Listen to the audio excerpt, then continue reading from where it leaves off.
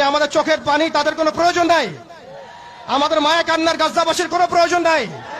গাজাবাসীর প্রয়োজন অর্থনৈতিক সাপোর্ট, গাজাবাসীর প্রয়োজন সামরিক সাপোর্ট, গাজাবাসীর প্রয়োজন এমন একটা জাইশ, এমন একটা ফোর্স যেটা বাহির থেকে গিয়ে বাইতুল মুকাদ্দাসকে উদ্ধার করবে ইনশাআল্লাহ।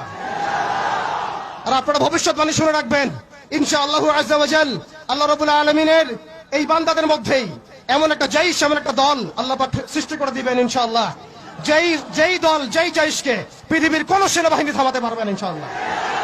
শেষ পর্যন্ত তারা বাইতুল মুকাদ্দাস মুক্ত করেই ছাড়বে ইনশাআল্লাহ। শুধু সময়ের অপেক্ষা।